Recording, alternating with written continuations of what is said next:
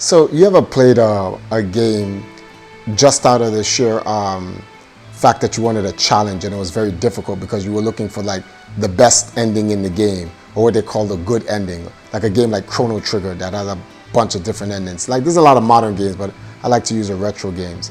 For me, when I look at life, I try to look for like some of the most difficult challenges. I think I kind of do it to myself just so I can get the best ending. And one of those quests in my life was getting to Africa.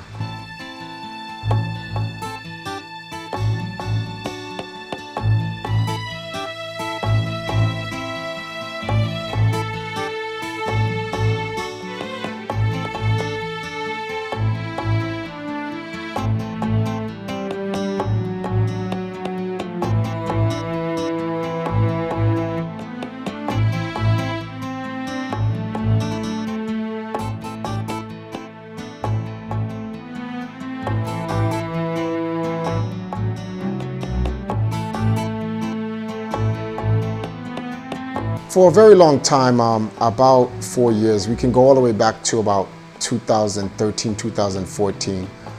This was like a year or so after my mother passed. One of the things she wanted was that she wanted like black people to win at something, mainly in Jamaica. She wanted like Jamaica to win a football team or something like that, you know, to represent black people in some form of competitive form. Well, I don't have a sports team, but I do have an esports team. And I've done a lot of things in the US with Empire Arcadia. We literally, the greatest thing we've ever done was become the most documented tournament winning video game team ever. This has been certified by Guinness. So I felt that, you know, in her passing, one of the things I could do was take my team back to like its roots. You know, being that I'm an African man, I wanted to kind of like take our team and kind of focus on where is Africa as a whole in the entire world, not just like in the Caribbean or in Latin America or the motherland, but Africa as a world. Where's Africa in esports?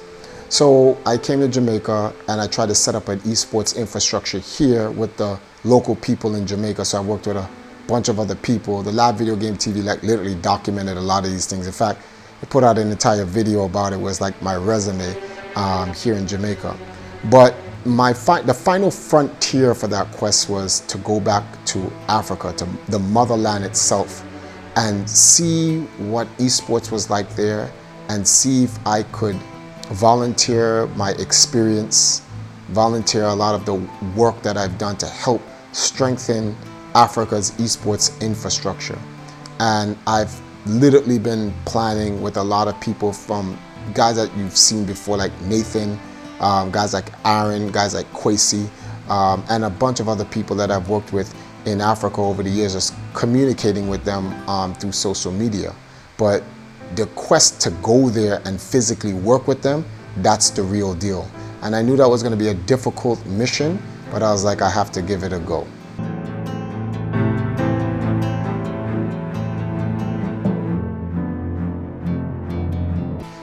So starting our quest to go to Africa was, you know, I wanted to go there and document everything. And I usually document everything through my vlogs. But I felt that something of this magnitude needed to be documented professionally. So I sought the aid of Wayne Benjamin from the Live Video Game TV, because of all my work I've done here in the Caribbean, he's been the guy that's done most of the documentary work for me professionally. So I was like, that's the guy that I need to take with me to Africa. So, you know, I contacted a couple of private sponsors and supporters of our community based on YouTube and our Discord, and guys put together enough money. We did like a huge online campaign and we raised like thousands of dollars. So we prepared.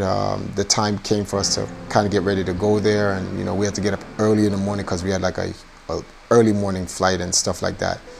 And so he came and picked me up in the morning, and we went to Norman Manley Airport. There was a thing where he told me that we had to register our electronic equipment, because I brought my Nintendo Switch with me and my camera, and he says you want to make sure you do that, because if you don't, you may get charged for duty to bringing back your own stuff that you own. So we're here at the airport, Norman Manley International Airport. Once we get to Miami, then we connect to our actual flight that goes to Ghana, Africa. There's a connection flight in Portugal, Spain. So we have a long ride, but let the journey begin. The time came, we got on the flight. He got the window seat. I had to sit on the edge. Like, that's annoying. I usually like recording from the window, but he got the window seat and everything. And, you know, we flew out, and in about an hour or so, we got to Miami. Headed out with Empire Arcadia for the Access Summit in Ghana. We're now leaving Kingston, Jamaica, headed to MIA. The next stop after that is going to be Portugal, Spain, then Accra, Ghana.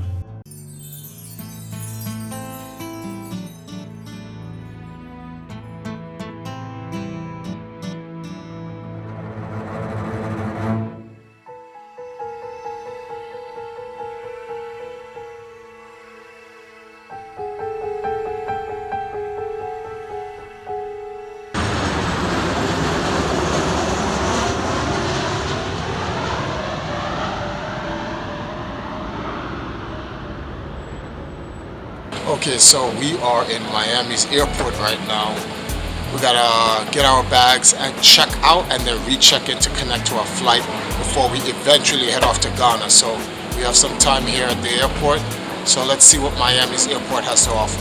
Okay, we're here at MIA, one of the busiest and most hectic airports, second to JFK. From there, we head to Portugal. From Portugal, we head to Ghana. We got two different flights. The flight from Kingston to Miami and back was a separate flight altogether. So our next flight from Miami to Portugal was like in 6 hours or so. So we had a 6-hour wait. So we pretty much at that point said, all right, we're gonna just sit here and chill and grab some breakfast. First time we had some like American breakfast in a long time because we live in Jamaica. So there's no Dunkin' Donuts here, not that I know of, but we got some Dunkin' Donuts for breakfast and stuff like that. And we just waited out until it was time for us to check in.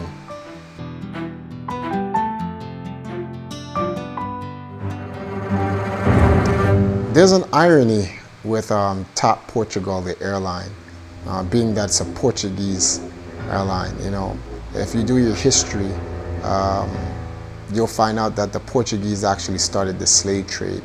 In fact, they're the ones who actually brought us over from Africa, Ghana of all places. So this is the irony of all places, Ghana.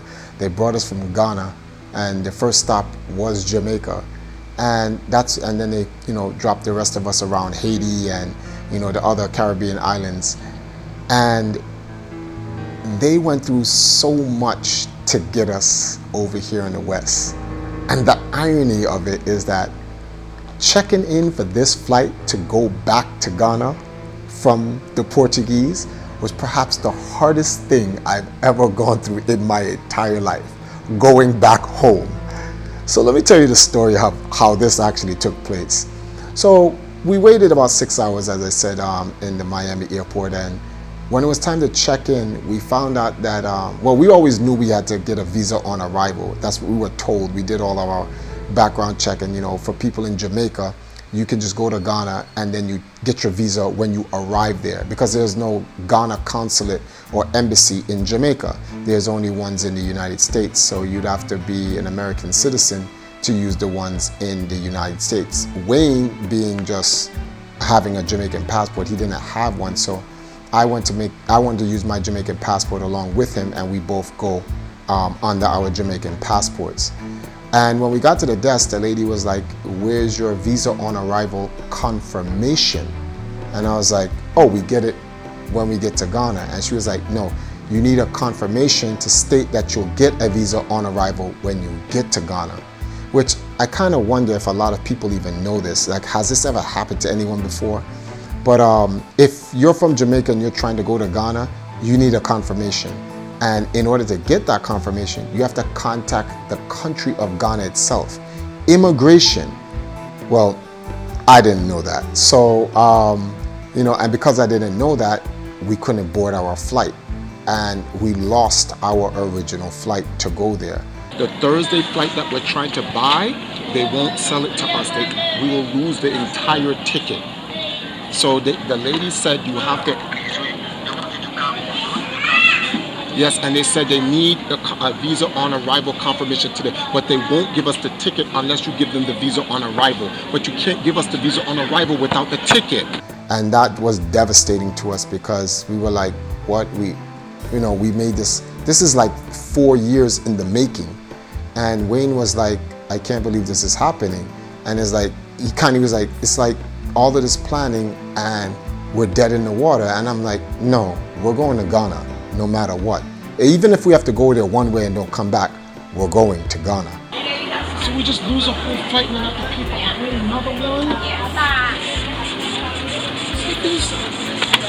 It's literally just steal thousands of dollars from us. We just gotta rebuy it. So at that point, I had to start calling some people in Africa that I actually knew that was literally in Ghana. My friend Jafar, and he knew people in immigration, and he had to get on his motorbike with a friend and race down to the airport and speak to immigration to get us an expedited visa on arrival confirmation. And they sent that to us in the following day, which we had to then go to a hotel and stay for that night. We came back the following day and we showed them the visa on arrival, just to like the paper that, what it's supposed to be on and everything. And they said, yes, that's supposed to be it. So when was our next flight going to be? Well, there were no flights on Tuesday, so that was unfortunate. There was no flights Wednesday, and they had a flight that was leaving out on Thursday. That was the next available flight that they could actually get us. So we had to wait all the way to Thursday to get a new flight. And they didn't credit us the missed flight, nor did they refund us. In fact, not only did they cancel the first going, they literally canceled our returning flight, which I don't even understand why. They didn't tell us that until later on. So on Tuesday, we just bought a one-way flight, and I was under the assumption that we still have our returning flight because we didn't use it. So we have one going and one coming back, and now we have an expedited visa on arrival. So we're good. So I checked in with her, and she says, yes, that's what the visa on arrival's confirmation is supposed to look at. Check back with us when you're going. To double check, because I've had this problem in Jamaica before, some countries you can't go into on a one-way flight. You need a returning flight. So I asked the lady, is this good enough even if we just have a one-way? And she said, yes. So I was like, oh, okay, cool. She's like, as long as you have your visa on arrival, you're good to go. So I said, all right, that kind of makes sense. If you have a visa on arrival or even just a visa, you can go into the country on a one-way. So that makes sense. So for Tuesday and Wednesday, we stayed in a hotel. 2 more days. We went to the Days Inn. I kind of miss American food, but for those 2 days, eating fast food for like 2 days was kind of ugh. So like we kind of had to go and go to Chili's, and we had a salmon, some like real food. And we ate and we had a good time and whatnot. And then Thursday came, and at Thursday it was time to check into the flight.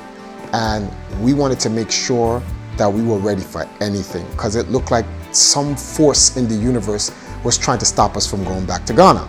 So we got there early, like 3 hours, got some breakfast, and literally sat in front of that line until the time that they opened up. And with the visa on arrival confirmation in hand, brand new ticket to go to Ghana, we were set. And we decided to check in. When we decided to check in, they were like, I'm sorry, but you need a return ticket in order to go. I was like, you've got to be kidding me. We still have our remaining flight. And they said, no, that flight's been canceled because you missed the first flight. So I said, how do you guys just take away a flight we didn't even get to use? And they said, their terms and conditions state so, international airlines. So unless we buy a new flight, we can't go. This then forced us to buy a flight out of Ghana to Ivory Coast, which we never even used that flight. We just bought it so we could use the flight that Thursday. And so we've lost thousands of dollars. Like ultimately at the end of the trip, there was like $9,000, $10,000 just to go to Ghana. So like, that's crazy, just to get back to Wakanda. All right guys, so it's been a long, crazy layover in Miami, but They're now calling our flight for Lisbon, Spain. So we're gonna get on this flight right now, and then one more stop, and we'll finally reach Ghana. So we finally got through. We got past the checkpoint, thank God. We were told that we needed that confirmation or we wouldn't be able to get past Portugal to get to Ghana. So everything was good. We passed the checkpoint, like I said, the security cleared us. We sat down and we finally waited for our flight. And we finally boarded our flight, and that's the part where I'm talking about one of the hardest games I've ever played in my life. All right, we're about to get on our plane, so we will definitely see you when we touch on in Ghana, okay? Later.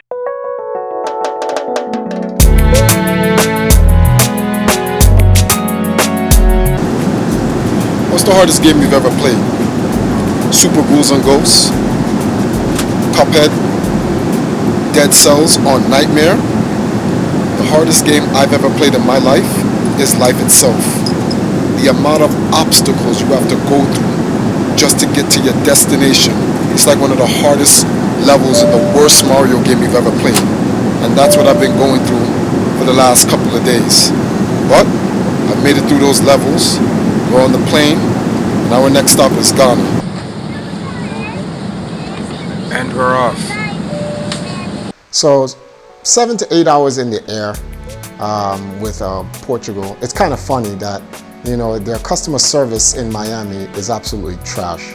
But when you're in the air on the airline, the airplane itself, it's like day and night. It was so nice. You know, very spacious, a great airplane itself and whatnot. We got some good food, and it was good. It was a nice flight. There was no problems while we was in the air and stuff like that. And we finally got to Portugal, where we had a 4 to 5 hour layover.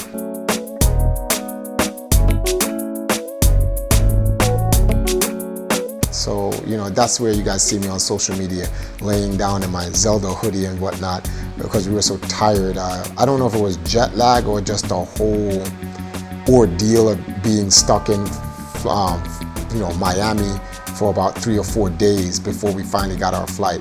But I needed to rest because it was just a crazy ordeal until it was time for us to get our flight now from Portugal to Ghana. So we're finally here in Portugal. Man, when we got here, it was like dead. There was nobody here, ghost town. And we've been here for 10 hours. And I've been in longer layovers, but 10 hours is a long time. Had to get some sleep, we rest up and everything. And now it's like the middle of the day, and a bunch of people are here. It's all packed, and we're now gonna connect to our final flight to Ghana. So, yeah, we're just gonna get on that flight. How much time we have left? We have about 40 minutes before they start boarding and stuff like that. Ate some lunch, jumped online, contacted everyone, but now we need to get going, and then once we get to Ghana, the work can begin. So here we are, like, okay, it's a good thing we have our return ticket, although it was set from Ghana to Ivory Coast. We have to show them that. When we got to check in for the plane, they said, do you have your visa on arrival confirmation? We was like, yes. They said, get in. So we bought a flight that had no purpose. Literally, they didn't use it, they didn't check it in, it had nothing to do with anything. So we literally just wasted like $1,000+ for nothing. So that was like, I didn't know whether I should be upset or not, because we were getting on the plane, and as long as we're getting to Ghana, that's all that mattered. But I was sitting there like, we went through that for what again? Anyway.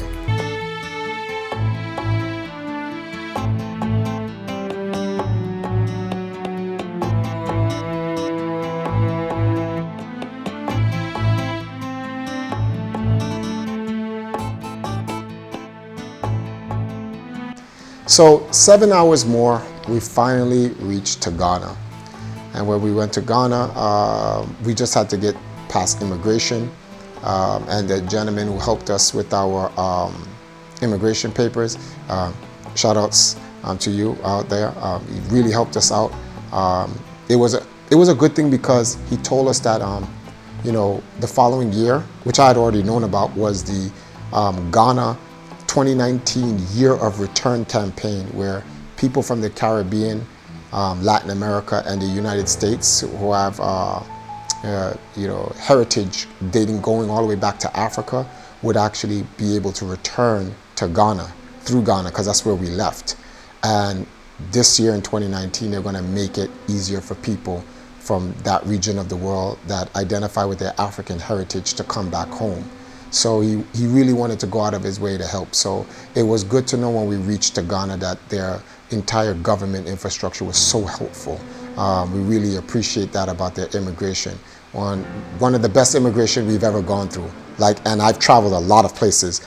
Clearly the best immigration we've ever gone through. Came in, boop, boop, went straight in. So anyone who's visiting Ghana, you'll love their immigration. Here we are at Playbox's Gamerfest 2018 in Accra, Ghana, where top esports players from all over the country have gathered to prove their worth and test their mettle in FIFA 19. Also joining us is 9-time Guinness World Record holder and International Video Game Hall of Fame inductee and ambassador Isaiah Triforce Johnson of Empire Arcadia. Stick with us as we speak with other players, esports organizers, and esports executives involved in this historic event. We're just getting started. So day one, Gamerfest. And on this day, we got there bright and early. We had to get up in the morning. We head down there. Wayne said he wanted to get there as quickly as possible because he wanted to get the drone shot. I'm telling you, the drones, man. And we got a great drone shot of the entire horizon of Legon, which is a region in Ghana, the city of Accra, if I'm pronouncing that right. And we were at this place. He had a nice venue there. They were building some glass place to the side, but they used a lawn, which was great. They put up some tents and they started setting up the games, and people started coming in and started getting their practice and playing the games. Africa TV was there to cover the whole thing. A couple of radio stations was there as well. And Wayne just went to work on that. We interviewed the person, Aaron Boateng, who's the CEO and the president of Gamerfest and Playbox Ghana. Now we interviewed one of the reigning champions. In fact, I think he's Ghana or even Africa's best FIFA player, which is Wonder Kid. And we interviewed a couple of other people who are actually supporting the entire scene, the esports and competitive scene there, and they help Aaron with the logistics and things like that. So we really spent our time just working. Day one was just work. We were grinding 24/7. Well, not 24/7, but you get the point. We was grinding for a very long time. So Wayne was just sitting there putting together the videos and whatnot. And before the day was done, he had 2 videos already out in the same day, because we wanted to really show everyone we were here for business. We went through all of that in Miami to get there. It was time to get that work done. So we got it done. People know that Africa has champions as well. So if you win, good luck, because I'm going to be bringing out one of my players from Jamaica to come beat you. So at Gamerfest, a friend of ours came by, the same gentleman who helped us get in contact with immigration, Jafar. He showed up at Gamerfest and we met him, and at Gamerfest had ended, so we went back to the hotel. The following day, he came over with his friend, his sister, Kate, and we spent some time together. We ordered some food and we ate, and he gave us a little history and rundown about Ghana and the culture there, and we had a discussion about how it's so similar to Jamaica. Jamaica is literally an island version of Ghana. If you're Jamaican and you have never been to Ghana, when you go there, you're gonna be like, why is this a country version of Jamaica? But in reality, it's an island version of Ghana, because Ghana was first, not Jamaica. So after that, we decided to change locations and we headed to Jafar's house. That's where we decided to stay for the duration of our time. With our returning ticket for the following Tuesday gone, we literally had no return ticket. So we were literally in Ghana for an unknown amount of time with no return. So we wanted to make sure that we could do what we said we want to come there to do, and a little bit more before we find a way to get a return ticket and go back home. So we stayed at Jafar's house for a little bit, and hanging out with Jafar was very interesting because it's not common to be hanging out with someone you consider a good friend and a brother to you, and then you find out that they're an actual professional FIFA player. The guy actually plays football. He has a knee injury which he's trying to recover from so he can get back and playing professionally. And he told us his whole story, and Wayne was really interested in that. He was like, what? You're an actual professional football player? And he was like, yeah, I'm just injured and I'm trying to get my knee fixed. So he's trying to find a way to get to the United States so that he can get a actual surgery on his knee, professionally done, so he can return back to Ghana and represent Africa in football. And Wayne was so interested. He's like, I want to do a short piece on you regarding that. He's a gamer too. He plays football, FIFA. So he plays it virtually and he plays it physically. And he did a whole short piece on him, which I found very cool. You guys can definitely check that out on Fabricated Projects. But you know, we found out he's Muslim. He showed us his mosque where he prays, and there's a lot of things I knew about Islam, but I found out a lot more when you actually meet someone who's in the East, who's a Muslim versus Muslims in the West. It's it's different. The feel is completely different. So, you know, watching him worship and pray and having one of his Islamic brethren come over and pray with him, that was a real experience for me, because I never saw it before. You know, I know about Islamic people in the West, and I've met all type of religious people, but to see that happen in Africa was like an experience. So that was a very cool and interesting thing for me to experience, and I'm glad I met Jafar. Jafar, thanks, man. Really appreciate it. Gamerfest is over. Your boy won, the kid won, representing Ghana as usual. He won his 4th straight tournament. Coming up is the African Commonwealth Conference for Esports Structure and Summit. And I'm going to be one of the guests there that's going to be talking with some of the Africa's, you know, big esports people, especially in Ghana. And I want to make sure that if I'm going to go there, I got to represent the motherland traditionally. So I was like, I need to shop and pick up something that's going to represent me. Like, you guys remember Black Panther and how he went to the UN and he had his own African attire. So I was like, that has to happen. So we went to the store, me and Wayne from the Live Video Game TV, and I saw this. And I was like, I've got to cop it. And I wish this was gold, but gold is divine, purple is royal. So I'll take it either way. So I'll be wearing this at the Access Summit, and I'll see you guys there.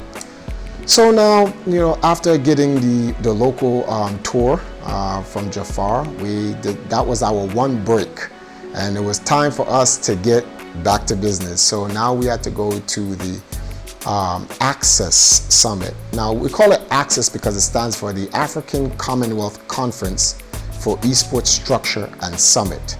So it's a summit about building the esports structure of Africa, and we have a conference with a bunch of people that's supposed to represent all the different areas of Africa. It isn't just for Ghana. That's perhaps one of the biggest misconceptions about the Access Summit. Although the first Access Summit started in Ghana, we look to have this summit in the future bring all different representatives from the different countries on the motherland's continent. So whether it may be Nigeria, whether it may be Kenya, whether it may be Ethiopia, wherever in Africa, we want to bring all of these other esports entrepreneur leaders, pioneers, and representatives to the Access Summit, where we can discuss the current esports ecosystem and the climate of where esports is on the continent, and how we can unify all of our resources, all of our experience, all of our information to make a stronger infrastructure. They have this thing called the African Esports Championships, and they don't want to just have it before the motherland, but they definitely have an interest in 2019 in getting the Caribbean involved. And as Ghana's international esports ambassador, they said they wanted to use me as the point man to connect our brothers and sisters here in the Caribbean back to Africa. And I was so proud to hear that, because I really felt like, you know, this entire journey just to get here, everything we went through, the 5 days it took to get to Ghana, it was all justified just by hearing that from Kabina. So, you know, I was really emotional, and I really don't get emotional, so I had to keep it together. So don't let the cameras fool you. But I was really happy. There was a sense of pride and self-determination, integrity, ambition, a lot of things, a lot of emotions was going through me at the time, and they were like, you know, Triforce, we want you to help lead us in that department and so forth, which I don't mind being the leader, but I can't be the leader alone. And I let them know that this is not a one-man crusade thing, and this is not about me. This is about us as a people. So, you know, I told them that it's about me educating them based on what I've learned in the West and making them become leaders too, so that we're all leaders and all the leaders will unite, and that's what would make the network stronger. And when the network becomes stronger, the infrastructure becomes stronger. We have about 26 countries who want to participate in the African Esports Championship. Our network is our network. So after the Access Summit, the following day, this was like Wednesday now, I was disappointed that that due to the schedule changes that we didn't get all the community members there. So I actively reached out to them on Twitter and other social media platforms that I had to use based on the content that Wayne had put together about the summit. So he put together a promo about the summit, and I told them that it was unfortunate that they weren't there, but if we are going to be in Ghana for an unknown time, and if they were available, I would love to meet up with them at the coffee shop at Accra Mall, where we can get to talk with members of the community and kind of like make up for that time lost. We are at Accra Mall here in Ghana, and this is a real relaxed edition of the Lab Video Game TV. Today we're just here to chill. We're going to get some food, and then we're going to go to the coffee shop, meet up with a lot of esports representatives throughout Ghana, and we're going to talk more games and stuff like that. It's going to be like a chill edition of the Lab Video Game TV.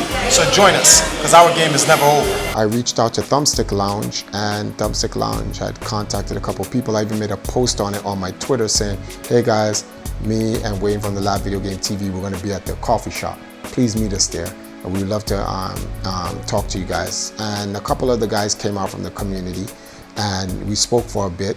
And you know, Wayne asked him a very important question about, you know, the scene as a whole in the community, which I gave some answers to. And but we didn't really have a lot of time at the mall. So what I wanted to do was I wanted to connect with, like, how can we use this opportunity of meeting the community to get a bigger platform to let them know I'm even in Ghana, because a lot of people in the gaming scene in Ghana didn't even know I was on the motherland. They didn't even know I was in a country. So the Thumbstick Lounge guys said they could make something happen by helping getting me on Kwesi TV. So this is when I really got introduced to the people at Kwesi TV, in where Yuba from GTC allowed me to share a spot with him on a Thursday night show that they had on Kwesi TV, where they wanted to introduce me officially, network television. This is like the #1 network TV in Ghana. So they was like, no, you're an international guest, Triforce. We know about you. We know about Empire Arcadia. We know about your history, which I was surprised about. I did not know that Ghana knew about my team and what we've done in gaming and what we've been trying to do, and even us getting, you know, ready to come to Africa. So they knew all of that. They just didn't know I was in Africa. So we went to Kwesi TV and did my interview with them, which was really much of an introduction. Welcome to Ghana. They wanted to let people in Ghana know that I was actually there. And Yuba invited me to his GGC finals, which was later on that weekend, at the end of the weekend, which was a Sunday. So obviously I'm going to take that invite up with him. So I was like, sure, I'd love to be there. And he was like, we want to have you on as a guest commentary. And I was like, wow.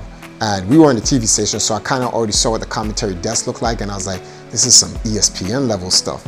So I was like, sure, I definitely would love to come on. And during the actual program that we were on, I pretty much introduced myself from Empire Arcadia and what I've done with esports and my team over here in the US, and what I'm looking forward to do for our people back on the motherland in the East. And you know, that I was appointed as Ghana's International Esports Ambassador and so forth. It was a short segment, but we got straight to the point, and they were able to introduce me. They really talked me up a lot about my world records and stuff like that. So I was like, I kind of felt embarrassed a little bit. I was like, do we have to talk about that? Not that I should be, I know I should be proud, but I don't like when people kind of like big me up. I don't know what that is. Like, yeah. So, but after that, you know, we wrapped up the interview and the introduction, and we took a Wakanda Forever picture, you know, which I've been doing that for all the time there. It's like, why are you like doing that? And a lot of people is like, you know, Wakanda is a fake place, and a lot of people don't know that Wakanda is actually Africa. That's what it means, you know. It's the 4 points of Africa, north, east, west, south. And they take cultures from all 4 points of Africa and combine it into the middle. And that's the representation of that Africa as a whole. So when they say Wakanda forever, it means Africa forever. I don't know why that was so hard for people to figure out, but I kind of got that off the first strap. But so we did that, and we ended up leaving Kwesi TV, and then we was gonna take a next day or two off and just try to like prepare ourselves for Sunday. We're at the St. George's Castle in Elmina, Ghana, where the original slave trade started. This place was created by the Portuguese in 1482. So before we, like, I was waiting to get, like, I was like, oh man, I can't wait till Sunday, because I wanted to see I want to be a part of the GGC finals event and so forth. I just had to be there. I wanted to see what it was like, because I saw what they did in terms of interviewing us for Kwesi TV for their my introduction to Ghana. So I really wanted to see what the esports segment looked like. But before that happened, there was one personal thing I wanted to come to Ghana for, and I wanted to see specifically where our origins, where we as Caribbean Africans come from. And I've been hearing a lot of things from people about this castle in Elmina, Ghana, called St. George. It's the slave fortress, or the slave prison. And I was like, you know something? With our next couple of days off, Friday and Saturday, I would love to go down to Elmina, and I would like to see this fortress. We met a couple of young ladies. We met Selma, and we met Louisa. And so we went back to Jafar's house, and we met those girls, and we had a nice time with them and whatnot. And we was like, let's go to Elmina Castle on Saturday. And they actually said they would love to come. So we was like, oh, okay, cool. So we were told it was a 2-hour ride there. And it ended up taking 4 to 5 hours to get there because of the traffic. So when we got there, sunlight was going down. We had to make it a quick trip to like really get the whole experience of it there. But that experience of going to that place and seeing where they took us to, processed us, changed our religion, changed our culture, put us on a boat. Well, put most of us on a boat. Some of us didn't make it on the boat. Some of us was thrown in, they tied a rock to us and threw us in the ocean. Those are those who weren't conforming to the colonizers and the imperialists. And I've been in the cells. You can still smell the death, and it's been 500 years. Same metals that they've used there, a lot of the things there, the stories that we found out. Man, you guys need to check out this project that Wayne's going to be doing on Fabricated Projects, where he's going to do a whole documentary on it, because that's literally what we did. We literally went through everything, and we talked about the door of no return. This is the door where you went through, and it shipped you to the west, and there's no return. The irony behind it is that 500 plus years later, we have returned.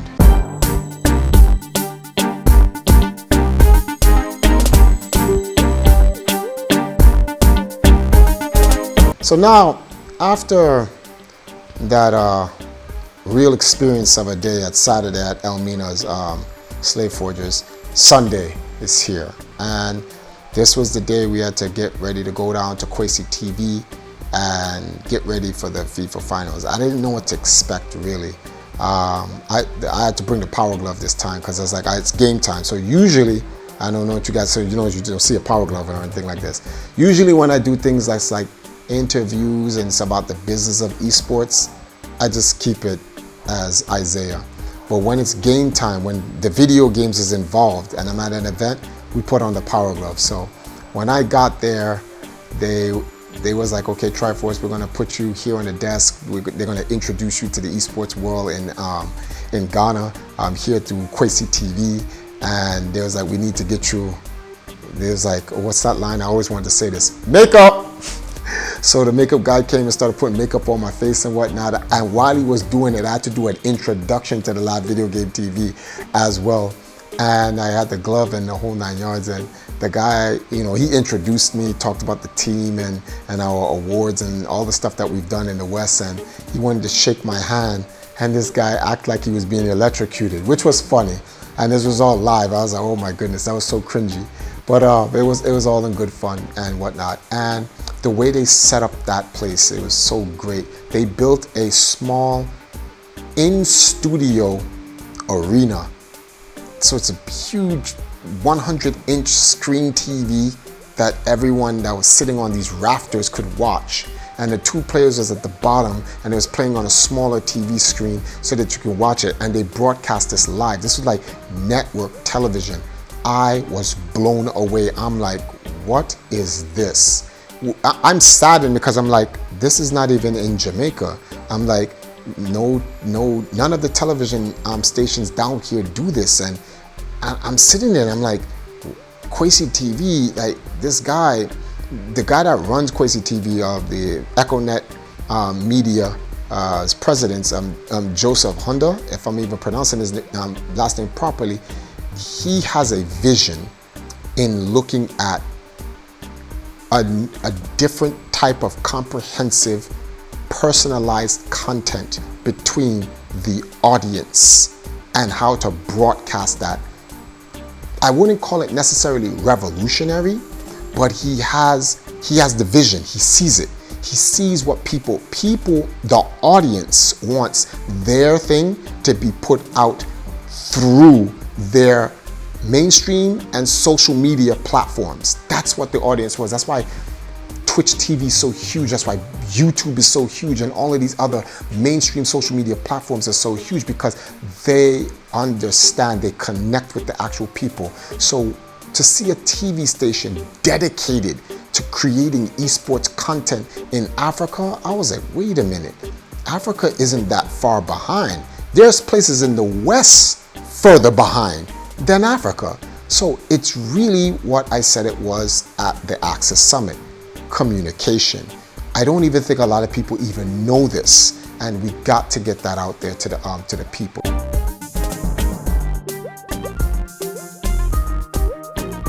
After the finals for the GGC at Kwesi TV, I got a chance to meet with like all these different members of the Ghana esports scene and other people representing Nigeria and other countries. It wasn't just, you know, people representing Ghana. There was other Africans there from other countries as well, and we spoke with them. I asked them, what are some of the problems and so forth. I told them, lay it on me. Some of them wanted to kind of introduce it to me softly, because I guess they felt they didn't want to embarrass the scene. But I was like, no, you can just talk straight to me. Anyone who's watched my streams on YouTube, you'll know that I'm a very straightforward person.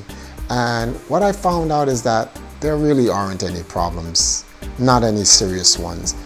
The same problems that Africa has in terms of all the different communities trying to get along with each other is the same problems that's happened in the West, in the Caribbean, in Latin America, and definitely America, especially the fighting game community. Like, we're not going to talk about that. But anyway, so I told them these aren't problems. We need to focus on the solutions, getting everybody on the same page, getting everyone a chance to express themselves and express their issues so that we can find the solution that best suits everybody. And I felt like I was really doing my work as their ambassador, because it wasn't about who's wrong or who's right or who's at fault. It's about finding solutions and unifying the people and empowering that network so that we can strengthen our infrastructure. So that's all I really focused on. A couple of days, I think it was a day later, it was time for the barbecue. Yeah, it was actually the following day, but in the evening, it was time to go to a barbecue, and we had to go to Tema, Ghana. So we had to go an hour outside of Accra to get to these guys. And we brought Selma and we brought Louisa. Unfortunately, Jafar couldn't come because he had to actually stay home and pray. So we understood that. We talked a little bit more about the community and what was the next step. And a lot of them were kind of upset because it's like, you know, we're getting ready to go home soon, like in the next day or so, and they wish there was more time. But I told them, fear not, I'm definitely returning to Ghana in 2019. Then they offered to play a game of Smash Brothers Ultimate with me. And I was like, oh man, and there's like, you know, they got some huge Nintendo fans there. So I was like, oh, there's a Nintendo community in Africa? There's like, yeah. And I was like, yeah, why would I think there wouldn't be a Nintendo community in Africa? So Nintendo's worldwide. So I was happy that, you know, there. And these guys, they know about my Nintendo history. They knew about me being the first to stand in line for all the different games and how I've worked for Nintendo in the past. And I have a great relationship with the president of Nintendo of America, Reggie Fils-Aimé, and how I passed the torch to Alex, Captain Nintendo, C&D. So they knew all about it. I was like, what? Like, there's like, yeah, we heard about it. We've seen it. We watch YouTube. And I'm like, obviously, YouTube unites the world. So everyone knows what's going on. So they said, let's play some Smash Brothers. And we started playing. And I don't want to boast, but let's just say it's fortunate for them. They didn't put their own footage out, because that was a slaying. You know, I was getting it in with Link right there. And I was happy too, because I was like, the worst thing that could ever happen, because I know they were recording. I was like, oh my God, if I lose a single match, it's just going on Twitter and they're gonna blow me up. So we did all of that, and we decided to head back home and prepare for our departure the following day and come back to the West. Hey guys, we are here at the London Airport, Heathrow, and we're at the end of our journey. It was a long one. We did more than we actually thought we were going to be able to do. A lot more, especially with all the adventures we had to go through the trip. We covered Gamerfest 2018. We went down and we got to the Access Summit. There I was actually appointed as Ghana's International Esports Ambassador.